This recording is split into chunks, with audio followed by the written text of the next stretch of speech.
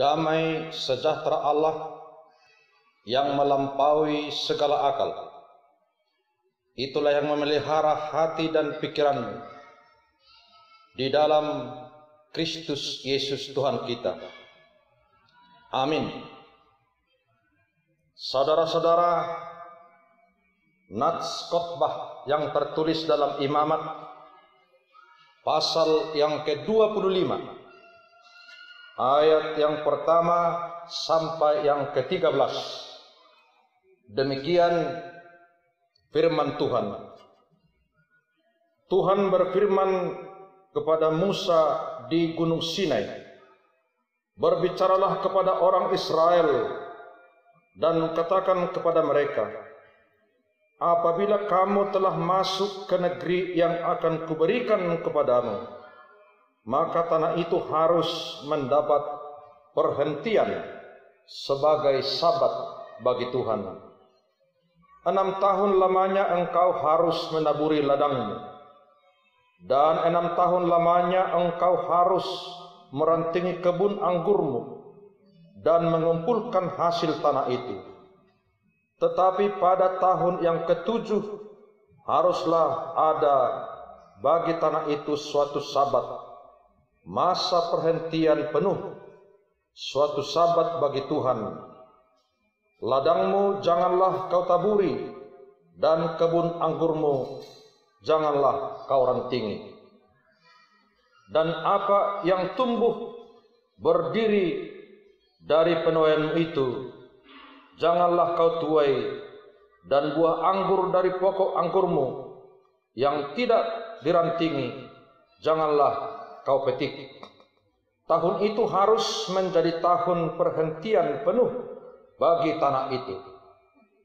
Hasil tanah selama sabat itu haruslah menjadi makanan bagimu, yakni bagimu sendiri, bagi budakmu laki-laki, bagi budakmu perempuan, bagi orang upahan, dan bagi orang asing di antaramu, yang semuanya tinggal padamu, juga bagi ternakmu dan bagi binatang liar yang ada di tanahmu.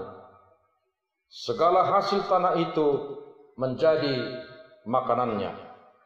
Selanjutnya engkau harus menghitung 7 tahun sabat, yakni 7 kali 7 tahun, sehingga masa 7 tahun sabat itu sama dengan 49 tahun.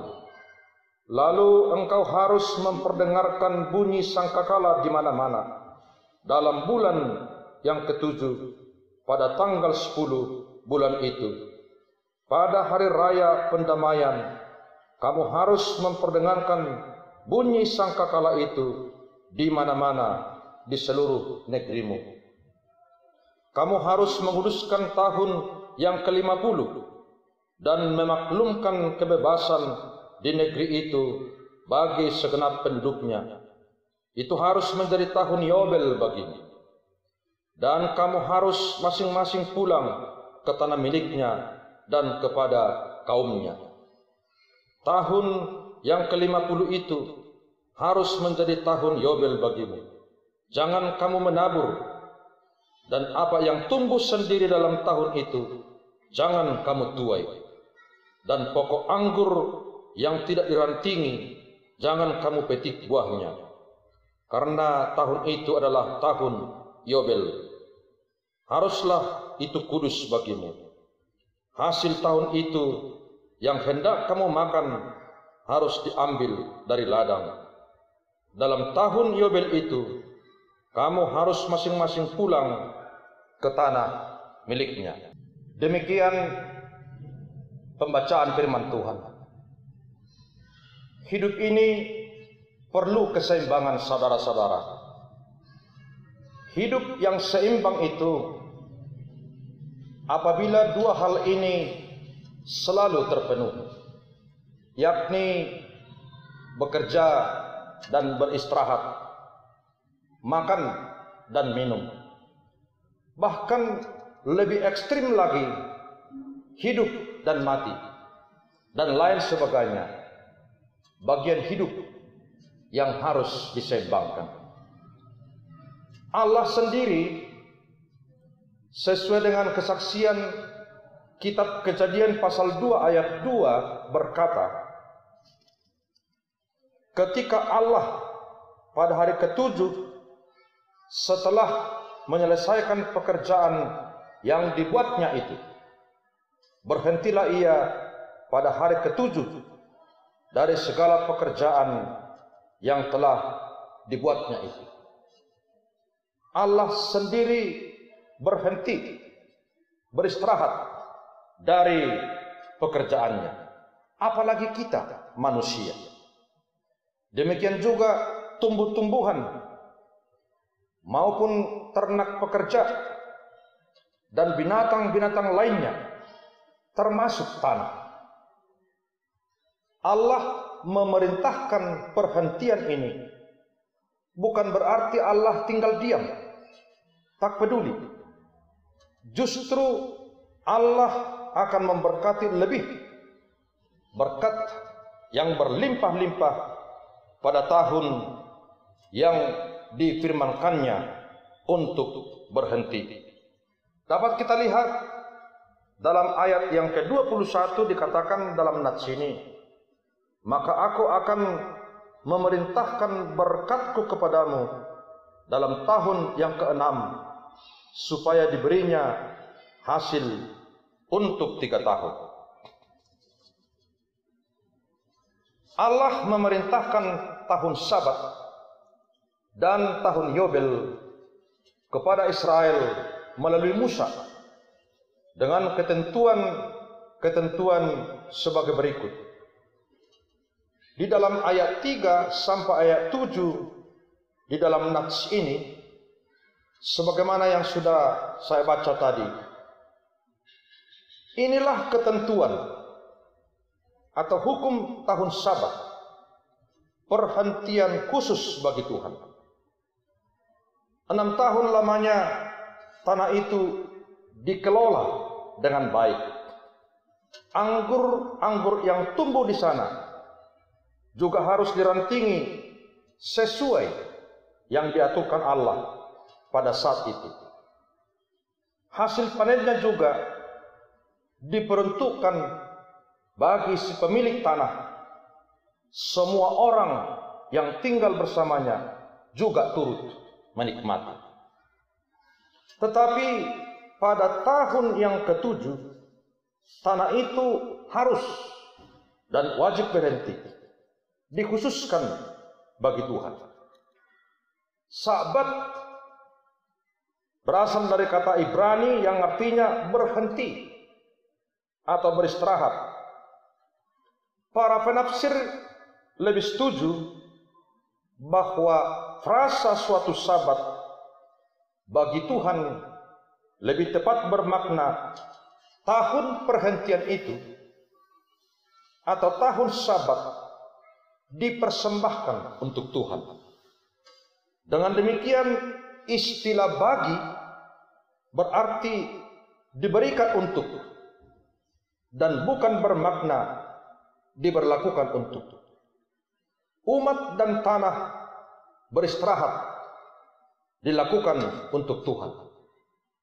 Selanjutnya di dalam ayat 8 sampai 13 dalam nats ini sebagaimana yang sudah saya bacakan, ketentuan selanjutnya yaitu tentang tahun Yobel.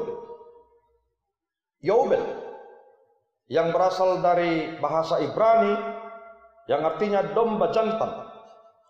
Penggunaan tanduk domba jantan sebagai sangkakala atau shofar. Apabila tahun Yobel, tahun ke-50 ini telah tiba, maka sangkakala, shofar dibunyikan.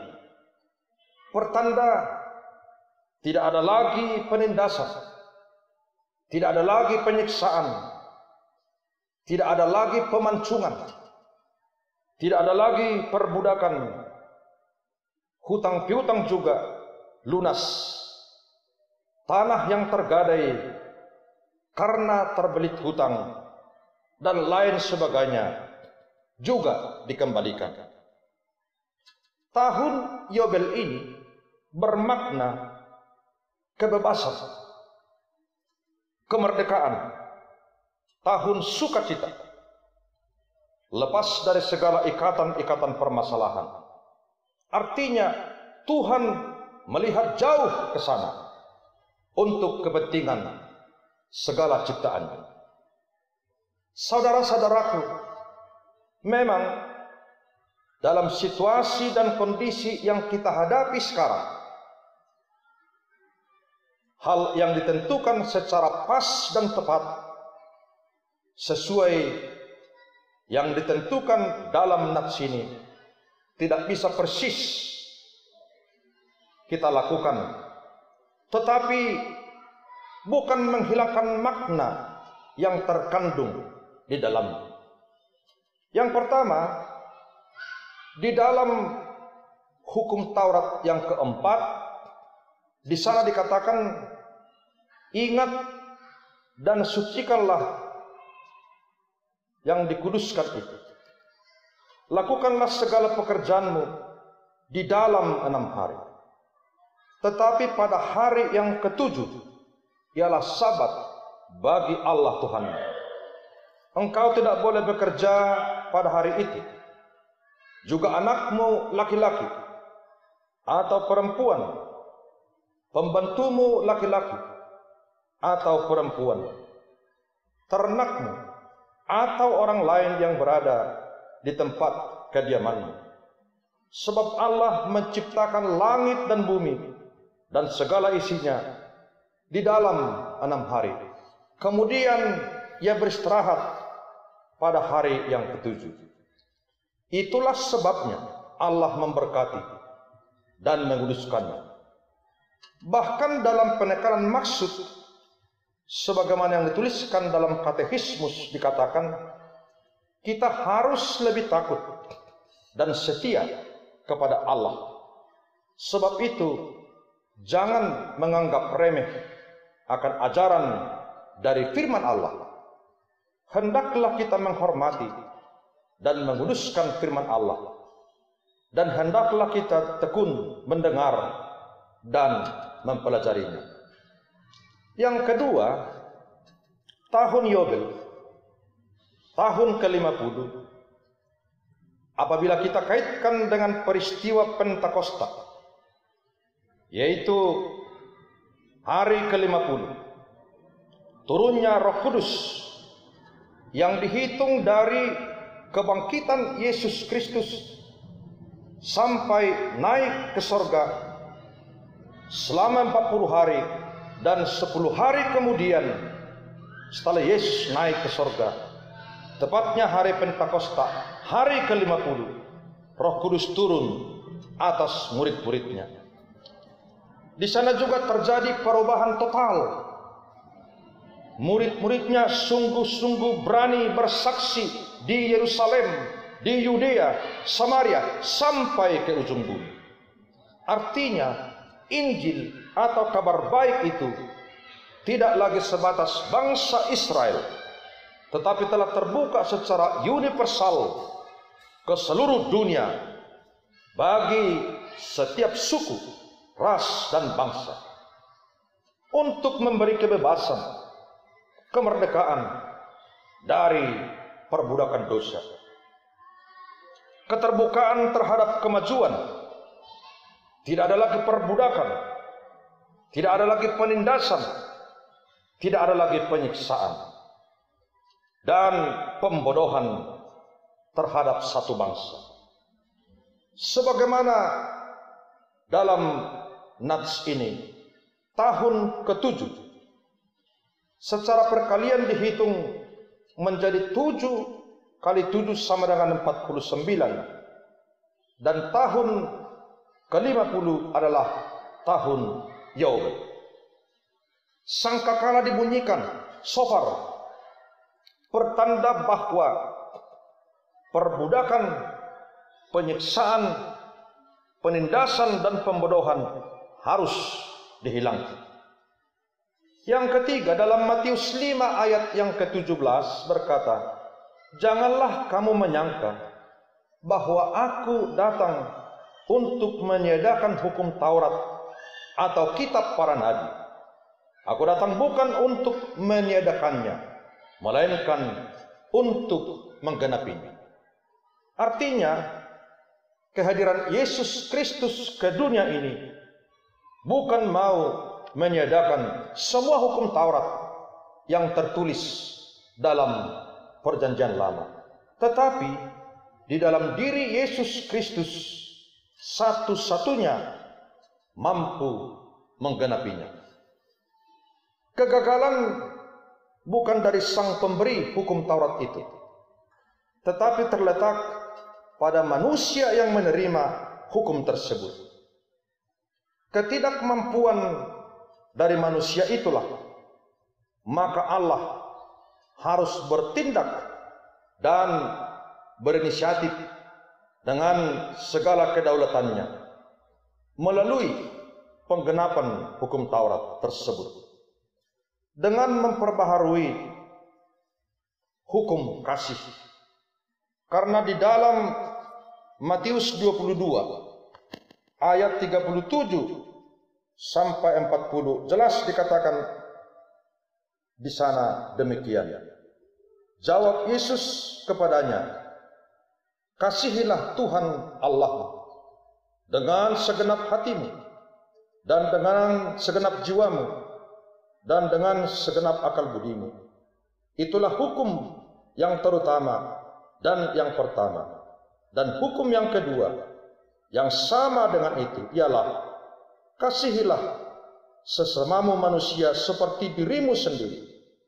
Pada kedua hukum inilah tergantung seluruh hukum Taurat dan kitab para nabi.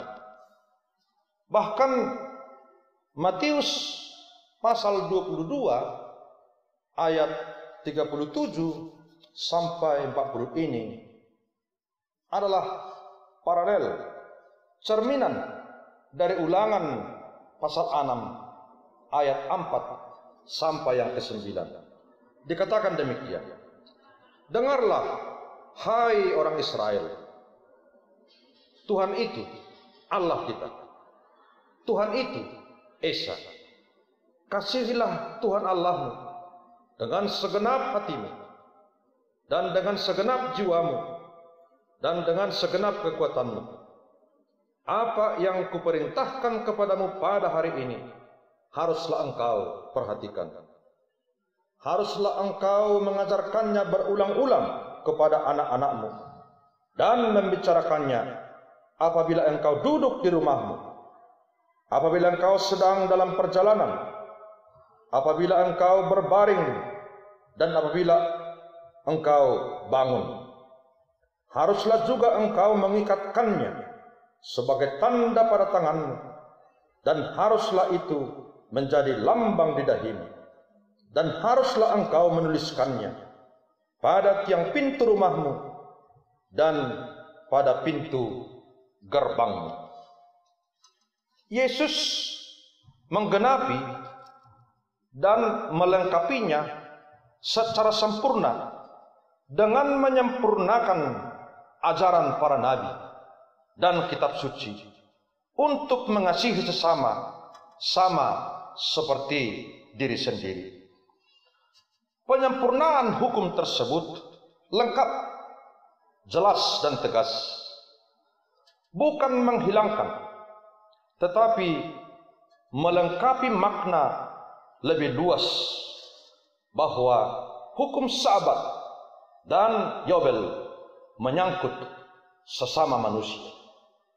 Yang keempat, di masa kehidupan kita sekarang persis melakukan sebagaimana penekanan dalam nats ini, tahun Syabat dan Yobel, hal ini tidak mungkin.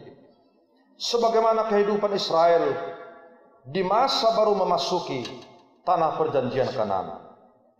Tetapi makna yang terkandung di dalam esensi hakikat tahun Sabat dan Yobel dengan penekanan hukum kasih yang telah digenapi dan disempurnakan oleh Yesus Kristus harus Dan yang kelima, dalam hukum Taurat yang keempat, tegas dikatakan di sana, ingat dan kuduskanlah hari Sabat Tuhanmu. Bekerjalah selama 6 hari, tetapi pada hari yang ketujuh engkau beristirahat. Beristirahat bukan berarti duduk manis, lipat tangan, makan minum, lalu tidur. Bukan.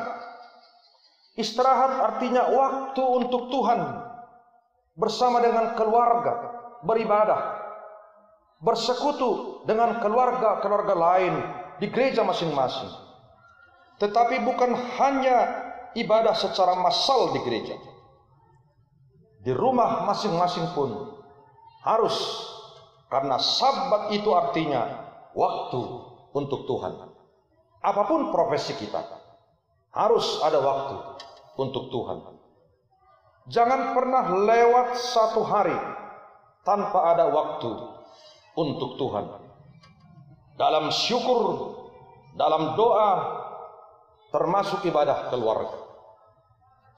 Apalagi dalam suasana new normal, kenormalan baru yang sedang kita jalani bersama.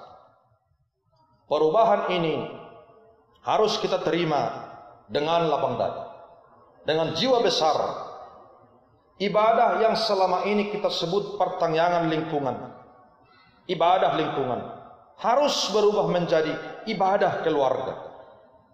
Gereja menyediakan acara stensilan yang harus dibagi kepada setiap anggota gereja supaya melaksanakan ibadah keluarga masing-masing. Memang setiap perubahan tidaklah segampang membalikkan tangan, tetapi gereja harus berinovasi dengan keadaan ini. Tidak bisa tinggal diam. Kalaupun ibadah keluarga itu di awal-awal pelaksanaannya berjalan tertatih-tatih, tetapi di tahun-tahun berikutnya pasti sudah kebiasaan dan terbiasa. Sebagaimana ibadah lingkungan yang sudah puluhan bahkan ratusan tahun. Makna Sabat, waktu untuk Tuhan itu harus dimulai dengan situasi, dengan new normal ini. Bagi petani, tanah itu juga perlu istirahat supaya unsur hara memberi kesuburan terhadap tanaman berikutnya. Bagi pedagang, bagi pegawai, bagi yang bekerja di BUMN, TNI, Polri, atau apapun profesinya, mohon diatur dengan sebaik-baiknya. Dan ini tugas daripada pemerintah dan melalui wakil-wakil rakyat supaya diundangkan, supaya kita benar-benar menjadi negara yang religius, menghargai setiap perbedaan agama. Kalau dia umat Kristen, hari Minggu menghargai Sabat itu sendiri, hari Minggu itu sendiri. Demikian juga tentang tanah, sama dengan tubuh kita. Jangan dipaksa, harus diseimbangkan kerja dan istirahat. Jerami-jerami juga diserak saja supaya terjadi pembusukan sebagai fermentasi dan memberi humus tersendiri. Pemakaian pupuk organik dan non-organik juga harus seimbang. Unsur-unsur kimia yang berlebihan juga bisa merusak tanah dan populasi lainnya yang ada di sana. Tetapi tanpa disadari akan menimbulkan hama-hama lain. Ini yang perlu mendapat perhatian khusus dari pemerintah melalui Departemen Pertanian, Perikanan, Kelautan, dan Kehutanan. Karena alam semesta ini harus betul-betul seimbang pemakaian dan populasi. Karena alam semesta ini satu-satunya diberi Tuhan sebagai sumber kehidupan. Maka jangan sembarangan dirusak. tetapi harus dijaga, dilestarikan, dan diseimbangkan. Karena tahun Yobel bukan hanya sekedar melaksanakan jubilaris, tetapi lebih dalam mengandung makna pelepasan. Harus lepas penindasan, harus lepas dari perbudakan. Demikian juga alam semesta dan populasinya tidak sembarangan dirusak, dan semua ciptaan ini merdeka dengan ketentuan yang Allah atur dan berkati. Manusia diberi hanya mengelola dan menjaganya dengan pelestarian yang diseimbangkan. Apabila kita turut taat melaksanakan perintah firman Tuhan ini, jangan pernah ragu. Tuhan memberi jaminannya. Kalau kita lihat dalam ayat 20 dan 21, dalam nats ini dikatakan, apabila kamu bertanya, apakah yang akan kami makan dalam tahun yang ke-7 itu? Bukankah kami tidak boleh menabur dan tidak boleh mengumpulkan hasil tanah kami? Maka aku akan memerintahkan berkatku kepadamu dalam tahun yang ke-6, supaya diberinya hasil untuk 3 tahun. Apabila Tuhan yang memulai, Tuhan yang memerintahkan, Tuhan juga yang akan menyempurnakan, dan Tuhan juga yang akan menjamin. Terima, laksanakan, dan percayalah pada Tuhan. Tuhan Yesus memberkati. Kita berdoa.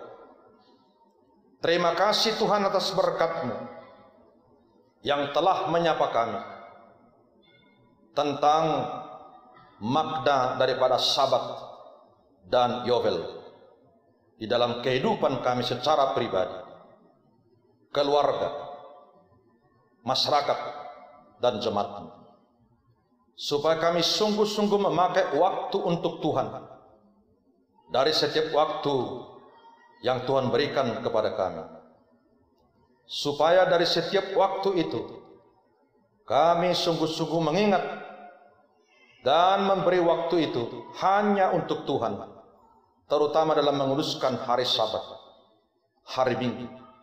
Dan kami sungguh-sungguh memakai waktu itu dalam kehidupan dan keluarga kami. Dan kami juga bersyukur atas tahun Yobel yang telah terikan kepada kami, kepada seluruh bangsa ini, supaya kami lepas dari ikatan-ikatan perbudakan, ikatan-ikatan penindasan, dan ikatan-ikatan pembodohan. Karena Engkau Tuhan kami Yesus Kristus telah memerdekakan kami di dalam kasih-Mu.